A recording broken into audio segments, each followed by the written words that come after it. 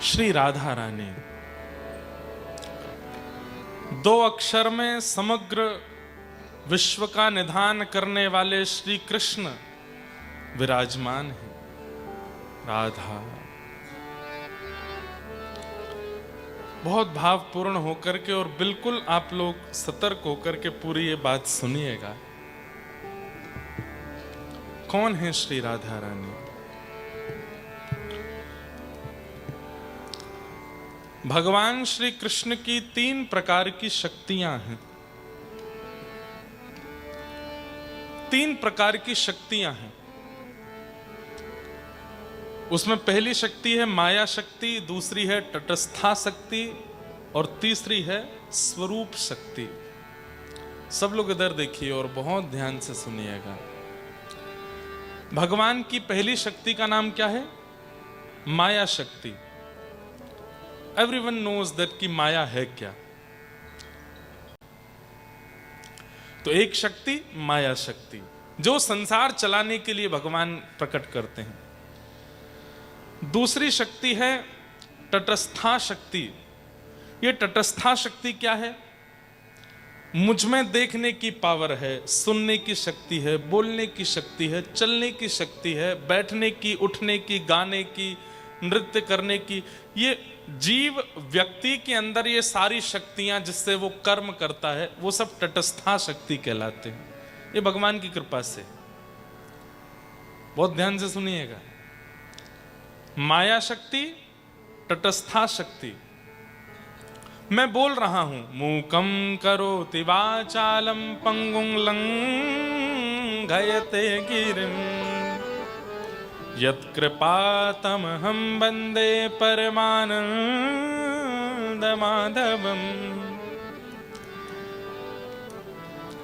गूंगा बोल सकता है, बिना पैर वाला पर्वत लांघ सकता है।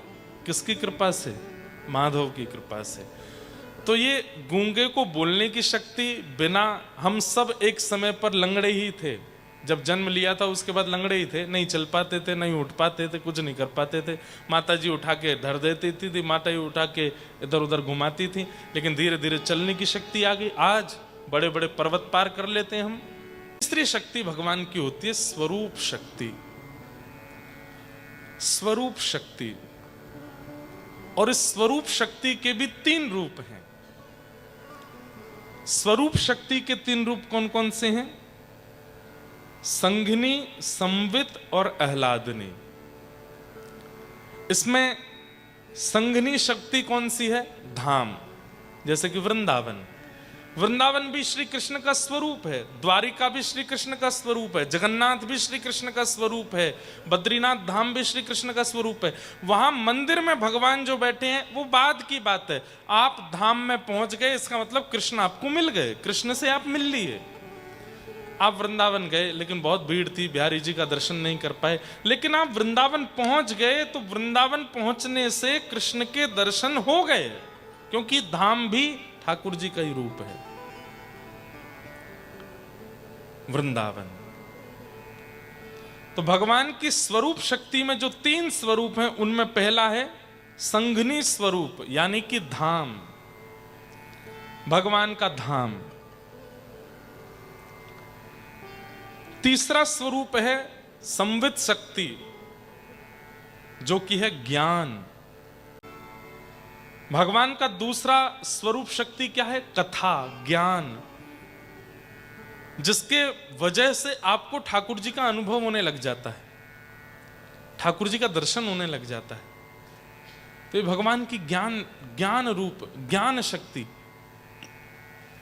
तो संवित, संघिनी और तीसरी है आह्लादनी। ये 3 प्रकार की स्वरूप शक्तियों में संवित जो है वो धाम है, संघिनी जो है वो कथा है, और आह्लादनी जो है वो राधा रानी है। अब राधा रानी कैसे हैं ये सुनो। आह्लाद किसको कहते हैं? हमारे हृदय में प्रसन्नता का पारावार हो जाए, जिसको मेजर ना किया जा सके, इतना प्रसन्न हम जब हो जाते हैं उस समय जो हम क्रिया करते हैं वो हमारे आह्लाद का स्वरूप होता है। इसने की उसको कहते हैं आह्लाद। श्री कृष्ण को जब अति प्रसन्नता होती है, अति प्रसन्नता होती है, तो वो कोई एक्टिविटी नहीं करते हैं। उनके हृदय का जो आह्लाद है, उनके हृदय की जो अनन्य प्रसन्नता है, वो प्रत्यक्ष प्रकट हो जाती है, और वही श्री राधा रानी है, वही श्री राधा रानी है। और कब हुआ था ये अनन्य आह्लाद प्रकट? 2-4 कथाएं आती हैं श्री राधा रानी के प्राकट्य की। एक तो कथा ऐसी है कि वृषभानु जी ने बहुत तपस्या की, और तप करके ठाकुर जी से बस एक ही प्रार्थना की कि नाथ आप हमारे यहां संतान रूप में प्रकट हो जाइए। भगवान ने आज्ञा देकर के कहा कि बाबा, हम तो ऑलरेडी नंद यशोदा को आज्ञा दे चुके हैं कि हम उनके यहाँ कृष्ण बन के आने वाले हैं। देव की वसुदेव को पहले ही भगवान कह चुके हैं कि हम उनके यहाँ कृष्ण बन के आने वाले। अब एक ही समय पर 2 जगह कैसे अवतार लें? तब ठाकुर जी से कहा कि नहीं नहीं नाथ, कुछ तो कृपा करो। तब भगवान वैकुंठ में जाते हैं और अपने प्रतिबिंब को देखते हैं, अपने आप को मिरर में देखते हैं। तो ठाकुर जी का स्वरूप जो दर्पण में दिखाई देने लगता है, उस दर्पण के स्वरूप का ठाकुर जी श्रृंगार करते हैं। बिंदी लगाते हैं, आंखों में काजल लगाते हैं, होठों पर लालिमा लगाते हैं, सुंदर चुनरी उड़ाते हैं, गले में आभूषण पहनाते हैं। और जैसे ही अपने ही प्रतिबिंब के स्वरूप को, अपने ही मिरर में दिखने वाले स्वरूप का ठाकुर जी श्रृंगार करते हैं, ठाकुर जी अपने ही स्वरूप पर मोहित हो जाते हैं, और उस प्रतिबिंब के स्वरूप को ही ठाकुर जी प्रकट कर देते हैं और आज्ञा करते हैं कि हे वृषभानु, हे राधा रानी, आप मेरी आह्लादनी शक्ति हो। आपको देख करके मुझे भी सुख मिलता है, आनंद मिलता है। कृपा करके आप इस वृंदावन की कृष्ण लीला में प्रेम रस भरने के लिए प्रकट हो जाओ। तो ठाकुर जी का ही प्रतिबिंब स्वरूप, ठाकुर जी का ही आह्लाद स्वरूप, ठाकुर जी का ही प्रेम स्वरूप, वही वृषभानु जी के यहां श्री राधा रानी बनकर के आती। तो आह्लाद भगवान का, वही राधा रानी। एक दूसरी कथा और आती है, वो कैसे है? Have you heard about Mohini अवतार? मोहिनी अवतार कब हुआ था?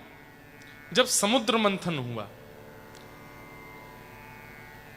समुद्र मंथन हुआ देवता और राक्षसों के बीच में, दैत्यों के बीच में समुद्र मंथन हुआ था। और उस समुद्र मंथन में जैसे ही स्वर्ग कलश प्रकट हुआ, दैत्य उसको लेकर के भाग गए। तब देवताओं ने जाकर के भगवान से प्रार्थना की कि अमृत तो सारे दैत्य ले गए, अब हम क्या करें?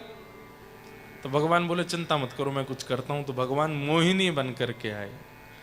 इतने सुंदर बनकर के ठाकुर जी आए, इतने सुंदर बनकर के आए, आहा, वो गजगामिनी चाल, वो मृग जैसे, हिरण जैसे नेत्र, वो इधर इधर तिरछी नजर से देखना, सबको घायल कर रहा था। दैत्यों के हाथ में अमृत था, लेकिन जैसे ही मोहिनी को आते हुए देखा, दैत्यों ने अमृत तो नीचे रख दिया। बोले कि अब तो यही है अमृत, अब तो यही चाहिए हमें, और कुछ नहीं चाहिए। दैत्यों ने जाकर के मोहिनी जी से कहा कि हमको अमृत मिला है, पर हम चाहते हैं कि तुम अपने हाथों से पिलाओ, इतनी सुंदर हो, तुम्हारे हाथों से पीकर के हम कृतार्थ हो जाएंगे। तो मोहिनी भगवान बोले एक काम करें। बोले क्या? ये जो कलश में अमृत है ना, गाढ़ा गाढ़ा अमृत तो सब नीचे है, पतला पतला अमृत ऊपर है। तो पहले मैं देवताओं को पिला देती हूँ, पतला पतला सारा उनको पिला देंगी, गाढ़ा गाढ़ा नीचे का जो बचेगा वो तुम लोगों को पिला देंगे। दैत्य तो इतने मोहित हो गए, तो मोहिनी पे बोले तुम जो चाहे वो करो, जाओ पिला दो देवताओं को, हम वेट करेंगे यहाँ पर। मोहिनी भगवान जैसे अमृत कलश लेकर के गए देवताओं के पास। देवताओं को पता था कि भगवान ने मोहिनी रूप धारण किया है, लेकिन इतने सुंदर बन के ठाकुर जी आएंगे ये देवताओं को भी नहीं पता था।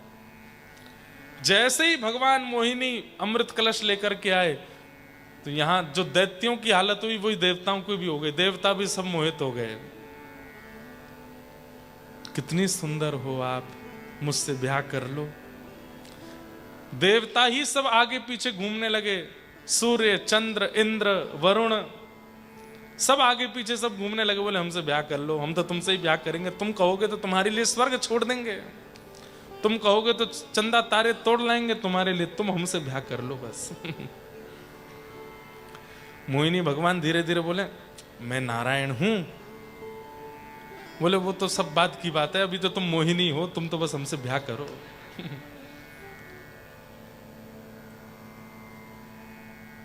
सब मोहित हो गए। अरे देवादिदेव महादेव शंकर भगवान, ये कथा मैंने कभी कही थी तो लोग बागों को लगा कि महाराज जी ऐसा शंकर जी के लिए कैसे बोल सकते हैं। अरे शिव सदा नारायण की स्मृति में रहते हैं, सदा नारायण को प्राप्त करने में रहते हैं। उन्होंने सदा शंख चक्र गदा पद्मधारी नारायण का स्तवन किया है, हर हरि का हमेशा स्मरण करते रहते हैं। लेकिन आज उन्हीं हरि को मोहिनी रूप में देख करके शंकर जी भी नहीं रोक पाए अपने आप को। बोले मैं तो आपसे ब्याह करूंगा। मोहिनी बोले मैं हूं हरि। बोले फिर तो 100% ब्याह करूंगा। बोले अभी तक तो आप मेरे उपास्य थे, पर आज आपको मोहिनी रूप में देख करके तो अब तो वरमाला कहाँ है, लाओ अभी डालता हूं। इतने सुंदर बनकर के ठाकुर जी प्रकट हुए कि सब उनके रूप को देखते रह गए। लेकिन इन 33 कोटि देवताओं में एक देवता ऐसे हैं जो मोहिनी के रूप पर मोहित नहीं हुए, और वो कौन थे? सूर्य। सूर्य नारायण भगवान ने जब मोहिनी को देखा, उनके मन में, सबके मन में आ रहा था कि ये हमारी पत्नी बन जाए, पर सूर्य के मन में आया ये मेरी बेटी बन जाए। ऐसी सुंदर मेरी बेटी हो, इतनी सुंदर बेटी का मैं पिता कहलाऊं, ये मेरा गौरव होगा, ये मेरा सौभाग्य होगा। जैसे ही सूर्य नारायण भगवान ने ये भाव विचार किया, इतने में ही मोहिनी भगवान ने सूर्य की ओर देखा और देख करके कहा हमने आपका हृदय देख लिया, हमने आपके हृदय की बात जान ली, अब ये पूर्ण होगी। कैसे पूर्ण होगी? बोले द्वापर में मैं कृष्ण बनकर के आऊंगा, द्वापर में मैं कृष्ण बनकर के आऊंगा, और हे सूर्य नारायण आपका ही अंश वृषभानु बनकर के बरसाने में जन्म लेगा। आपकी इच्छा तब पूरी होगी। क्यों? मेरी आत्मा ही राधा रानी के रूप में आपके यहां जन्म लेंगी। सूर्य नारायण भगवान बोले भगवान जैसे अभी हो ऐसे ही बन के आना, मोहिनी जैसे सुंदर। ठाकुर जी बोले मोहिनी जैसे सुंदर नहीं, दुनिया को जो अपनी सुंदरता पे मोहित करे वो मोहिनी, और ऐसी करोड़ों मोहिनी भी जिनकी सुंदरता पे वारी जाएंगी वो होंगी श्री राधा रानी, वो आपके यहां जन्म ले। करोड़ों करोड़ों मोहिनी अवतार न्योछावर हो जाते हैं जिनकी रूप माधुरी पर, वो है श्री राधा रानी। ऐसे हमारी किशोरी जी, उनके रूप को समझ, अभी भी मैं बहुत बाहर की बातें ही बता रहा हूं ताकि आपको समझ आ जाए कि श्री राधा रानी कौन है। बस बात ऐसी है कि दो देह हैं लेकिन उनके अंदर प्राण एक ही हैं, वही राधा कृष्ण है। बस देह दो हैं। ऐसा वर्णन आता है कि रुक्मणी जी ने, भगवान कृष्ण का जब ब्याह हो गया रुक्मणी जी से, उसके बाद जब कुरुक्षेत्र में व्रजवासी और द्वारिका वासियों का मिलन हुआ, तब रुक्मणी जी किशोरी जी का रूप देखने के लिए गई थी कि वो कैसी हैं। वो कथा तो बहुत सुंदर है, सुनी होगी आपने। रुक्मणी जी सब भगवान की पटरानियां राधा रानी का रूप देखने के लिए गईं, और बड़े अहंकार में गई हैं कि हमसे ज्यादा सुंदर थोड़ी होंगी। ये 24 घंटा कृष्ण जिनका स्मरण करते हैं, 24 घंटा कृष्ण जिनकी याद में रहते हैं, वो राधा रानी हमसे ज्यादा सुंदर थोड़ी होंगी। क्यों? अरे स्वर्ग की बड़ी बड़ी अप्सराएं उर्वशी आदि भी जब द्वारिका आती है ना तो घूंघट करके घूमती हैं। क्यों? रुक्मणी आदि पटरानियों के आगे उनकी सुंदरता फीकी लगती है, इतनी सुंदर है। स्वर्ग की अप्सरा ये कम सुंदर नहीं है। उर्वशी आदि अप्सराएं बहुत सुंदर हैं, लेकिन वे भी रुक्मणी जी के आगे फीकी लगती हैं। इतनी सुंदर हैं रुक्मणी जी और भगवान की पत्नियां। लेकिन आज उन पत्नियों को पता चला कि राधा रानी आई हैं, तो अहंकार में दर्शन करने के लिए जा रही हैं। हम देखें तो सही हैं कैसी राधा रानी। तो जैसे ही व्रज के शिविर में प्रवेश किया, भीतर जाके पूछा राधा रानी कहाँ है? बोले वो सामने वाले कैंप में बैठी हैं। भीतर जैसे प्रवेश किया, आहा, घुंघराले केश, इतना सुंदर तप्त कांचन गौर वर्ण, इतना सुंदर रूप था कि भगवान की जितनी पटरानियां अहंकार में गई थी, सबका अहंकार नष्ट हो गया और सब अपने घुटनों पर बैठ गई और हाथ जोड़ करके बोली, हे श्री राधा रानी, हमारा प्रणाम स्वीकार करो। इतने में ही वो कन्या बोली, नहीं नहीं, मैं राधा रानी नहीं हूं, मैं तो उनकी चरणों की दासी हूं। राधा रानी तो भीतर बैठी हैं। रुक्मणी जी एक दूसरे के मुख की ओर देखती हैं। हम इतने अहंकार में भर के राधा रानी को देखने के लिए गई, उनकी दासी हमारे चित्त के अहंकार को नष्ट कर रही है, तो राधा रानी क्या करेंगी? विचार करो। राधा रानी अंदर हैं? बोले हाँ।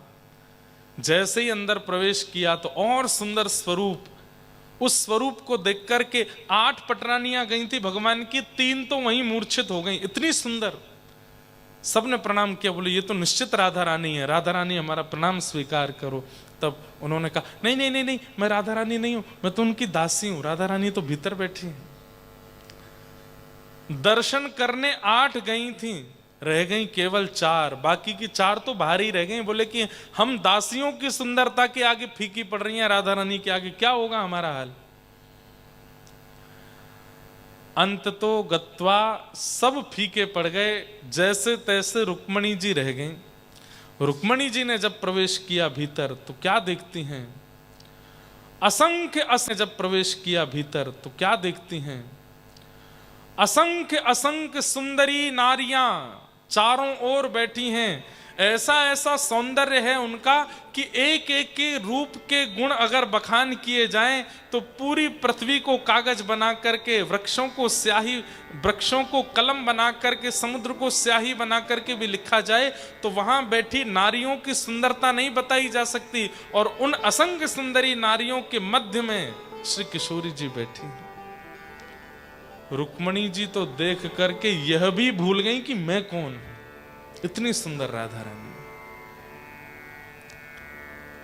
यही तो राधा रानी है जो आपका स्वयं का अस्तित्व भुला दे, वो श्री किशोरी जी। रुक्मणी जी देख करके, दर्शन करके कहते हैं कि जो रुक्मणी जी सदा श्री कृष्ण की दासी रही, आज राधा रानी को देख करके कहती हैं कि मैं द्वारिका छोड़ने को तैयार हूं, लेकिन आपको नहीं छोड़ूंगी, मैं आपके चरणों की दासी बनना चाहती हूं, मुझ पर कृपा करो। तब किशोरी जी हृदय से लगा के कहती हैं, हमारे प्राण धन तुम्हारे पास हैं, हमारी आज्ञा है उनकी सेवा करो, उनको कोई कष्ट ना होना चाहिए, ऐसा ध्यान रखना। तब रुक्मणी जी निकल करके बाहर आई और सब पटरानियों ने पूछा, राधा रानी कैसी हैं, थोड़ा बताओ तो सही। तो रुक्मणी जी बोली, मैं उसका वर्णन नहीं कर सकती, लेकिन तुम बहुत पूछती हो तो केवल इतना बता देती हूं। श्री कृष्ण संध्या में जब आते हैं और अपने सारा श्रृंगार उतार करके रात्रि के वस्त्र पहनते हैं, अपने घुंघराले केशों को खोल करके जैसे ही श्री कृष्ण लेट जाते हैं, अत्यंत थके हुए श्री कृष्ण के मुखमंडल पर वो मासूमियत जब सोते समय दिखाई देती है, उस समय श्री कृष्ण का वर्ण यदि सांवले से गोरा कर दिया जाए तो ऐसा लगेगा श्री राधा रानी लेटी हुई है, बिल्कुल एक जैसे हैं, कोई अंतर नहीं। तो श्री राधा रानी कौन है? भगवान का ही स्वरूप है, श्री कृष्ण ही हैं, उन्हीं का ही आह्लादनीय स्वरूप है। अब कहते हैं लोग कि विवाह क्यों नहीं हुआ? हमारे वृंदावन की रीति में तो ब्याह हुआ ठाकुर जी का। दूसरा पक्ष यह है कि श्री ठाकुर जी व्रज से बाहर जाने वाले हैं, हम सबका कल्याण करने के लिए गीता का ज्ञान देने वाले हैं, महाभारत का युद्ध कराने वाले हैं, द्वारिका की स्थापना करने वाले हैं, कई सारे राक्षसों का वध करने के लिए उनको व्रज छोड़ के जाना पड़ेगा, और श्री राधा रानी व्रज से बाहर नहीं जाएंगे। श्री राधा रानी दुनिया के लिए आई नहीं है, केवल व्रज के लिए आई हैं और व्रज के उपासकों के लिए आई हैं। व्रज के बाहर, आई एम सॉरी टू से, पर ब्रज के बाहर के लोगों के लिए राधा रानी नहीं आई है। आप नारायण की पूजा कीजिए, आप महादेव की पूजा कीजिए, आप शंकर की, आप हनुमान जी की पूजा करो, आप राम जी की पूजा करो, आप कृष्ण की पूजा करो, पर राधा रानी तो केवल उनकी हैं जो व्रज के हैं, जिनके तन में व्रज, जिनके मन में व्रज, जिनके बुद्धि में व्रज है, उनके लिए श्री किशोरी जी आई हैं। रसिकों के लिए किशोरी जी आई हैं, व्रज के बाहर वालों के लिए नहीं है। हाँ, तो आप कहें तो फिर महाराज जी साउथ अफ्रीका वाले नहीं बच सकते हैं। तन भले ही साउथ अफ्रीका में हो, लेकिन मन सदा वृंदावन में रहता हो, तो आप राधा रानी को बच सकते हो। लेकिन मन भी यहीं के कमाई ने जब प्रवेश किया भीतर, तो क्या देखती हैं? असंख्य असंख्य सुंदरी नारियां चारों ओर बैठी हैं। ऐसा ऐसा सौंदर्य है उनका कि एक एक के रूप के गुण अगर बखान किए जाएं तो पूरी पृथ्वी को कागज बना करके, वृक्षों को स्याही, वृक्षों को कलम बना करके, समुद्र को स्याही बना करके भी लिखा जाए तो वहां बैठी नारियों की सुंदरता नहीं बताई जा सकती। और उन असंख्य सुंदरी नारियों के मध्य में श्री किशोरी जी बैठी। रुक्मणी जी तो देख करके यह भी भूल गई कि मैं कौन हूं। इतनी सुंदर राधा रानी। यही तो राधा रानी है जो आपका स्वयं का अस्तित्व भुला दे, वो श्री किशोरी जी। रुक्मणी जी देख करके, दर्शन करके कहते हैं कि जो रुक्मणी जी सदा श्री कृष्ण की दासी रहीं, आज राधा रानी को देख करके कहती हैं कि मैं द्वारिका छोड़ने को तैयार हूं, लेकिन आपको नहीं छोड़ूंगी, मैं आपके चरणों की दासी बनना चाहती हूं, मुझ पर कृपा करो। तब किशोरी जी हृदय से लगा के कहती हैं, हमारे प्राण धन तुम्हारे पास हैं, हमारी आज्ञा है उनकी सेवा करो, उनको कोई कष्ट ना होना चाहिए, ऐसा ध्यान रखना। तब रुक्मणी जी निकल करके बाहर आई और सब पटरानियों ने पूछा, राधा रानी कैसी हैं, थोड़ा बताओ तो सही। तो रुक्मणी जी बोली, मैं उसका वर्णन नहीं कर सकती, लेकिन तुम बहुत पूछती हो तो केवल इतना बता देती हूं। श्री कृष्ण संध्या में जब आते हैं और अपने सारा श्रृंगार उतार करके रात्रि के वस्त्र पहनते हैं, अपने घुंघराले केशों को खोल करके जैसे ही श्री कृष्ण लेट जाते हैं, अत्यंत थके हुए श्री कृष्ण के मुखमंडल पर वो मासूमियत जब सोते समय दिखाई देती है, उस समय श्री कृष्ण का वर्ण यदि सांवले से गोरा कर दिया जाए तो ऐसा लगेगा श्री राधा रानी लेटी हुई है, बिल्कुल एक जैसे हैं, कोई अंतर नहीं। तो श्री राधा रानी कौन है? भगवान का ही स्वरूप है, श्री कृष्ण ही हैं, उन्हीं का ही आह्लादनीय स्वरूप है। अब कहते हैं लोग कि विवाह क्यों नहीं हुआ? हमारे वृंदावन की रीति में तो ब्याह हुआ ठाकुर जी का।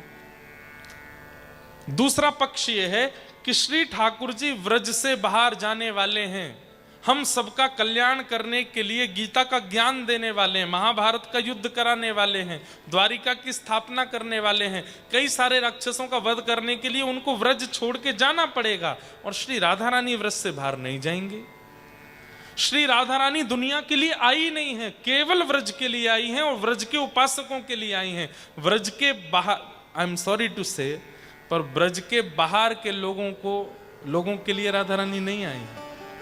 आप नारायण की पूजा कीजिए, आप महादेव की पूजा कीजिए, आप शंकर की, आप हनुमान जी की पूजा करो, आप राम जी की पूजा करो, आप कृष्ण की पूजा करो, पर राधा रानी तो केवल उनकी हैं जो व्रज के हैं, जिनके तन में व्रज, जिनके मन में व्रज, जिनके बुद्धि में व्रज है, उनके लिए श्री किशोरी जी आई हैं। रसिकों के लिए किशोरी जी आई हैं, व्रज के बाहर वालों के लिए नहीं है। हाँ, तो आप कहें तो फिर महाराज जी साउथ अफ्रीका वाले नहीं बच सकते हैं। तन भले ही साउथ अफ्रीका में हो, लेकिन मन सदा वृंदावन में रहता हो, तो आप राधा रानी को बच सकते हो। लेकिन मन भी यहीं के कमाई। ऐसी श्री राधा रानी। तो ठाकुर जी को बाहर जाना है लीला करने के लिए, और किशोरी जी नहीं जाएंगी व्रत छोड़ के। और किशोरी जी के लिए अगर ठाकुर जी भी नहीं गए तो जिस उद्देश्य से श्री कृष्ण पृथ्वी पर आए वो उद्देश्य पूर्ण नहीं हो पाएगा। इसलिए भी श्री कृष्ण को जाना पड़ा। लेकिन श्री कृष्ण के भी दो रूप हैं, एक देवकी नंदन है, एक नंद नंदन है। अब ये बहुत सारा कॉम्प्लिकेशन है, इसके लिए मुझे 3-4 दिन कथा करनी पड़ेगी, लेकिन मैं बस शॉर्ट में इंफॉर्मेशन दे देता हूं। नंद नंदन कृष्ण कौन है? जो कभी सुदर्शन हाथ में नहीं लेते, जो कभी गदा हाथ में नहीं उठाते, जो कभी चतुर्भुज नहीं होते, केवल 2 भुज रहते हैं, वंशी का नाद करते हैं, वो नंद नंदन कृष्ण कभी वृंदावन से बाहर नहीं जाते। और उनका विवाह श्री किशोरी जी से हुआ है। वो सदा वृंदावन में ही रहते हैं। वृंदावन में आपको कोई भी मंदिर चतुर्भुज भगवान का नहीं मिलेगा, सारे 2 भुज भगवान और केवल वंशी बजा रहे हैं। मतलब वहां प्रभाव नहीं है ठाकुर जी का, वहां ऐश्वर्य नहीं है ठाकुर जी का, वहां केवल प्रेम है। और उन प्रेमी कृष्ण का विवाह किशोरी जी से हुआ है, बांडीर वन में ब्रह्मा जी ने कराया। लेकिन देवकी नंदन कृष्ण जो मथुरा जाते हैं, हस्तिनापुर जाते हैं, द्वारिका जाते हैं, महाभारत का युद्ध आदि सब कराते हैं, उन देवकी नंदन कृष्ण का विवाह रुक्मिणी जी से हुआ है। आप कहोगे महाराज जी, is there 2 Krishna? They are not 2 Krishna. आप मिट्टी के कण गिन सकते हो, लेकिन कृष्ण को नहीं गिन पाओगे, इतने कृष्ण हैं। ये पूरा ब्रह्मांड कृष्ण में है, सब जगह कृष्ण है। लेकिन प्रभाव के कृष्ण और स्वभाव के कृष्ण ये 2 हैं। जैसे कि अभी मैं व्यासपीठ पर बैठा हूं, यहां पर बैठकर के मैं कथा कर रहा हूं, यहां मेरे प्रभाव ज्यादा है। ये गुरु जी हैं, महाराज जी हैं, इंद्रेश जी हैं, व्यास जी हैं, इनको प्रणाम करो। पर मैं जब अपने घर पर हूं, अपने माता पिता परिवारी जनों के साथ में हूं, वहां मैं स्वभाव का इंद्रेश हूं, वहां मैं प्रभाव का नहीं हूं। ऐसे ही ठाकुर जी के भी 2 रूप हैं, प्रभाव के श्री कृष्ण और स्वभाव के श्री कृष्ण। स्वभाव वाले वृंदावन में रहते हैं, प्रभाव वाले पूरी दुनिया में भ्रमण करते हैं। प्रभाव वालों से विवाह रुक्मिणी जी का होता है, स्वभाव वालों से विवाह श्री राधा रानी का होता है। अब हम क्या जानते हैं? प्रभाव वाले कृष्ण को जानते हैं और वृंदावन की राधा रानी को जानते हैं। स्वभाव वाले कृष्ण को नहीं जानते। तो ये प्रश्न मन में आता रहता है कि राधा रानी का ठाकुर जी से ब्याह क्यों नहीं हुआ? हुआ है, वृंदावन में हुआ है। वृंदावन में दोनों रमण करते हैं, विहार करते हैं। तो इस प्रकार से भगवान की आह्लादनीय शक्ति ही श्री राधा रानी के रूप में प्रकट हुई। सूर्य वंश में राधा रानी का प्रादुर्भाव हुआ। तो एक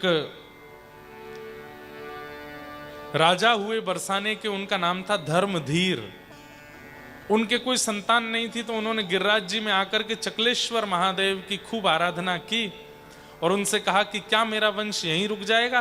तब महादेव ने प्रकट होकर के अश्रु बिंदुओं से बिल्कुल भावुक चित्त से कहा, चिंता मत करो, धैर्य रखो, तुम्हारे परिवार में वंश भी बढ़ेगा और ऐसा अद्भुत ठाकुर जी का रूप प्रकट होगा कि जिसको एक समय पर पूरा विश्व भजेगा, बस प्रतीक्षा करो। तब धर्मधीर जी के पुत्र हुए महीभान और महीभान जी के पुत्र हुए वृषभान। वृषभानु जी नंद बाबा के मित्र हैं। सब लोग ध्यान से सुनना। नंद बाबा और वृषभानु जी ये दोनों सब चीजों में धैर्यवंत हैं, सब चीजों में धैर्यवंत हैं। धन में धैर्यवंत हैं, परिवार में धैर्यवंत हैं, समाज में धैर्यवंत हैं। लेकिन एक चीज में इनके चित्त में बिल्कुल धैर्य नहीं है। क्या? ना इनके कोई संतान है ना उनके कोई संतान है, दोनों ही संतान विहीन है, संतान नहीं है। तो दोनों नंद बाबा और वृषभानु जी दोनों एक साथ जाते हैं यमुना जी, और एक साथ यमुना जी में गोते लगाते हुए कहते हैं, हे यमुना मैया, आप कृपा करके हमको संतान देना। तब नंद बाबा कहते हैं, वो इनको लाला दियो मुझको लाली दियो। तब भानु बाबा कहते हैं, नहीं नहीं, इनको लाला देना मुझको लाली देना। तब दोनों बोले लाला लाली अगर दोनों के लाला है गए, बोले दोनों के लाला भय तो हम यमुना जी से कहेंगे कि ऐसा मत करियो, एक लाला एक लाली होनी चाहिए। बोले क्यों? बोले लाला लाली होएगी तो ये मित्रता संबंध में परिवर्तित हो जाएगी, आपके लाला हो मेरे लाली हो। तो फिर अंत में नंद बाबा बोले तो एक काम करते हैं, जाके पहले लाली है जाएगी, जाके बाद में लाला होगा, या जाके पहले लाला या बाद में लाली, संबंध तो करेंगे, ये नक्की है। बोले ठीक है। अब दोनों प्रतीक्षा कर रहे हैं और एक दिन आया, संतों की कृपा से, गौया मैया की कृपा से, ब्रजवासियों की कृपा से खबर फैल गई पूरे ब्रजमंडल में, क्या कि यशोदा मैया के गर्भ से कोई बालक जन्म लेगा।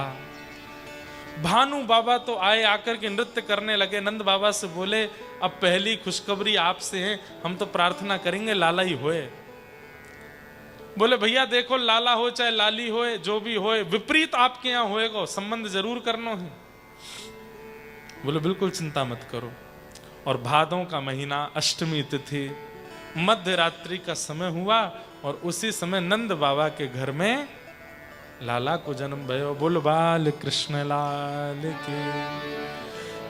यहां पर अब देखो सब लोग ध्यान से सुनना,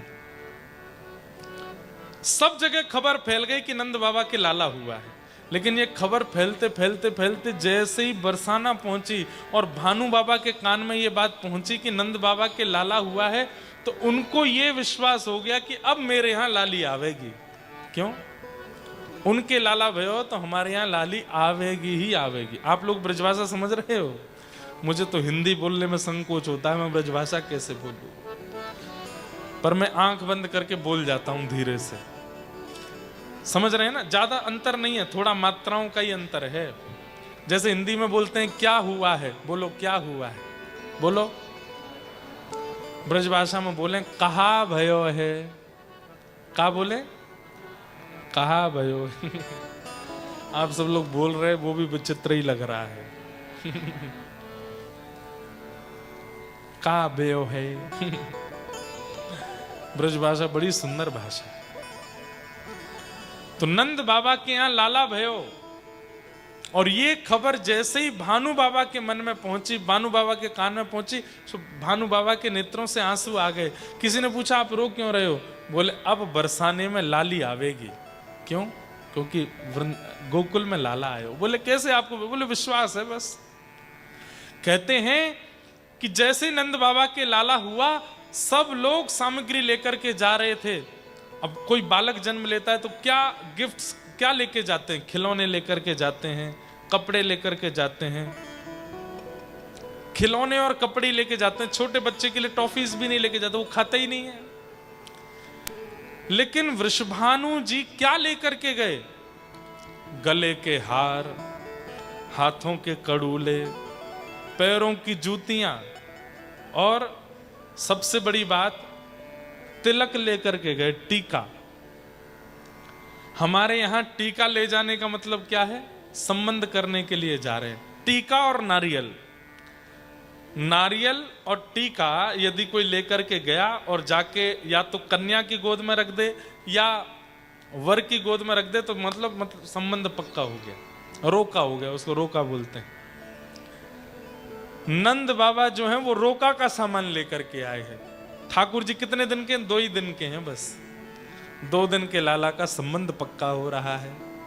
नंद बाबा यहां अटारी पर खड़े होकर के हाथी दीने, घोड़ा दीने और दीनी पालकी, नंद घरानंद भयो जय कन्हैया, सब लोग नाच रहे थे, गा रहे थे। इतने में ही नंद बाबा ने देखा बरसाने के वृषभानु जी आ रहे हैं। बरसाने में अभी कुछ नहीं हुआ है, लेकिन सामग्री लेकर के आए। जैसे ही नीचे आके नंद बाबा ने भानु बाबा को हृदय, अरे वाह भैया आपकी कृपा से देखो लाला भयो है। कहा लेके आए हो? जैसे ही पर्दा हटा के, कपड़ा हटा करके देखा तो उसमें नारियल, टीका, ये सब रखे, गले की जंजीर, पैरों के जूतियां, कपड़े।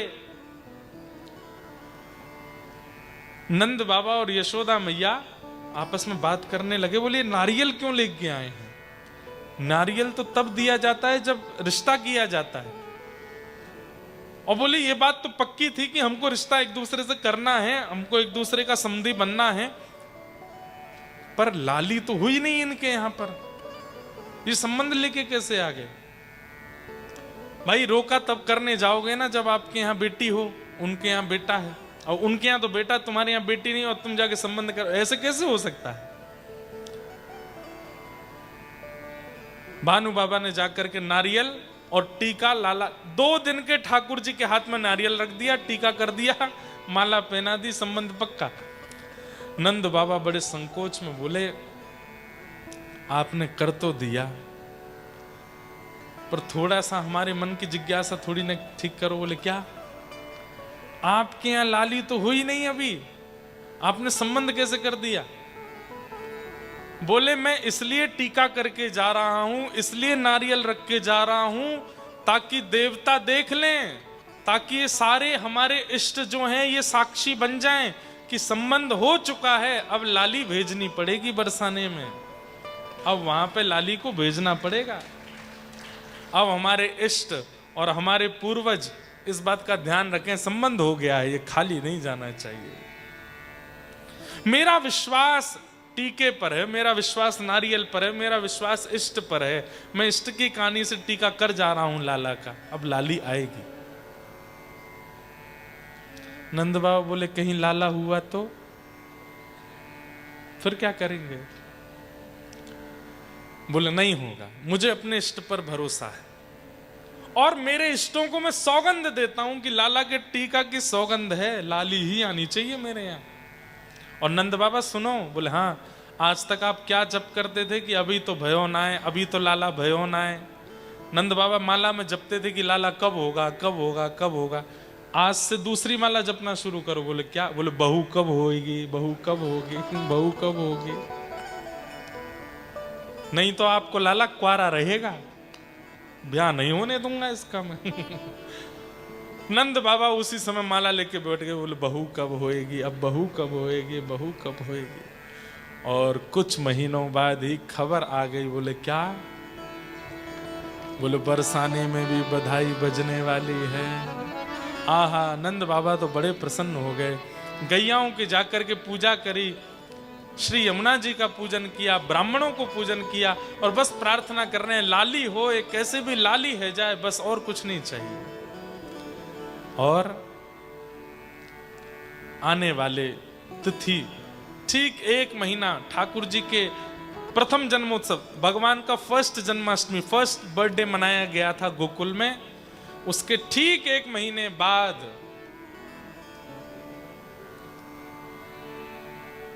हो बरसानो बजत बधाई, वृषभानु की लाली आई। हाँ बरसानो बजत बधाई, वृषभानु की लाली आई। और ये खबर जैसे ही पता चली, नंद यशोदा तो इतने खुश हो गए, इतने आनंद में भर गए कि लाली हुई है भानु बाबा के यहाँ पर। अच्छा एक बात, हमारे इंडियन कल्चर में जितने भी भगवान हुए, या तो वो रात को 12 बजे हुए या दिन में 12 बजे हुए। जन्माष्टमी कब मनाई जाती है? रात को 12 बजे। रामनवमी दिन में 12 बजे। लेकिन श्री राधा रानी का जन्म ना रात में 12 बजे हुआ ना दिन में 12 बजे। राधा रानी का जन्म हुआ ब्रह्म वेला में 4 बजे, ब्रह्म मुहूर्त में। कहते हैं क्यों, ऐसा क्यों? किशोरी जी सुबह 4 बजे क्यों उदित हुई, क्यों प्रकट हुई? बोले 4 बजे के बाद धीरे धीरे धीरे धीरे अंधेरा दूर होने लग जाता है, प्रकाश होने लगता है। 12 बजे का धूप जो होती है, 12 बजे का सूर्य जो होता है, वो सहन नहीं कर पाता कोई, और रात्रि में अंधेरा बहुत ज्यादा होता है। पर किशोरी जी इस बात की प्रतीक हैं कि वो अंधेरा दूर करने आए हैं, वो अज्ञान मिटाने आई हैं, वो प्रेम का प्रकाश फैलाने आई हैं।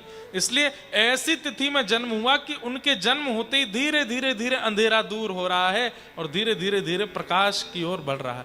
सुबह का सूर्य जो होता है ना, वो सब देख सकते हैं। सुबह के सूर्य का दर्शन सब कर सकते हैं।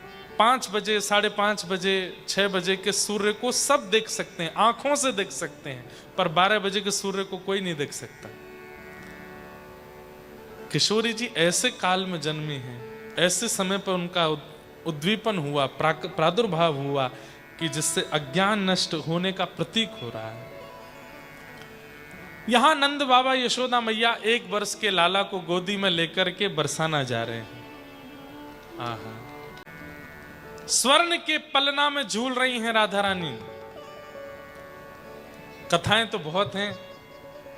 ऐसा कहते हैं कि श्री राधा रानी ने जन्म लेने के बाद कितने दिनों तक आंख नहीं खोली, कुछ बोली नहीं, शांत रही।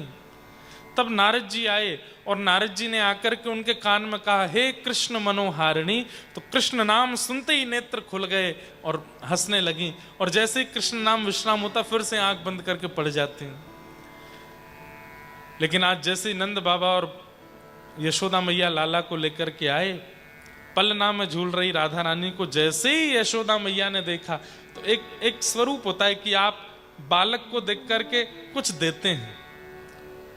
यशोदा मैया इतना सामान लेकर के आई हैं, लेकिन किशोरी जी को देख के, राधा रानी को देख के वो सारा सामान फीका लगने लगा।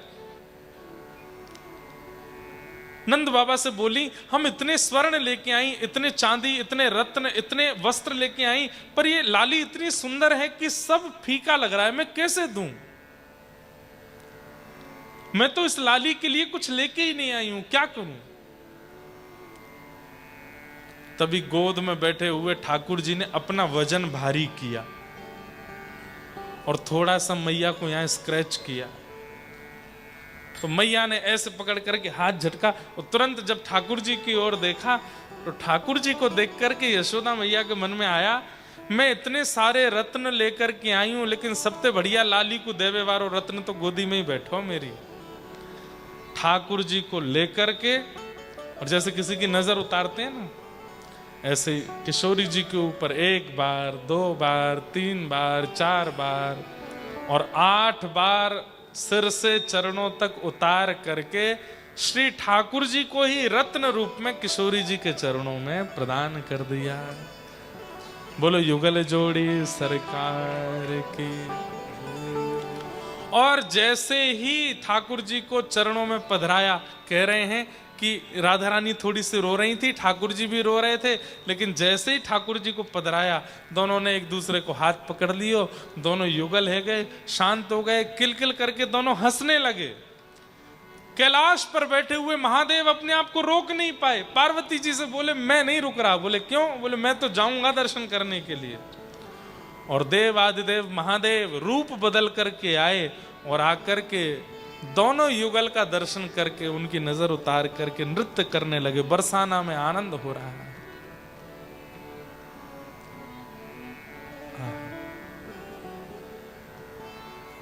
प्रगटी श्री राधा रूप अगाधा, सब सुख साधाना वे।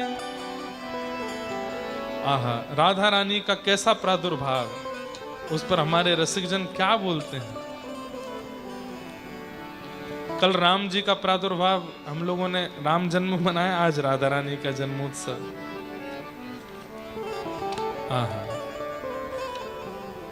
प्रगटी श्री राधा रूप अगाधा, सब सुख साधाना वे।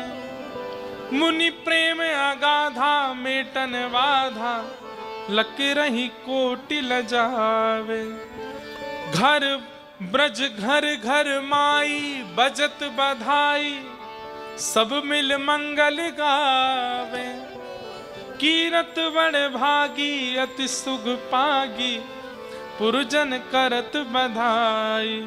सुर नर मुनि हर्षे सुम नहीं बरसे, चढ़े विमाना भय चित्र से ठाड़े। लख सुख बाड़े बाजे विविध बजावे।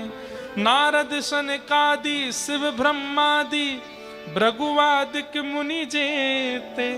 इंद्रादिक जे जहां सुर नर ते तहां, आए सजन सवेते। सब आए हैं, इंद्रादि देवता, ब्रह्मादि देवता, देवादिदेव महादेव, सब रूप बदल बदल करके आए हैं। और सब श्री राधा रानी और ठाकुर जी के चरणों में प्रणाम करके केवल एक ही वरदान मांग रहे हैं। क्या?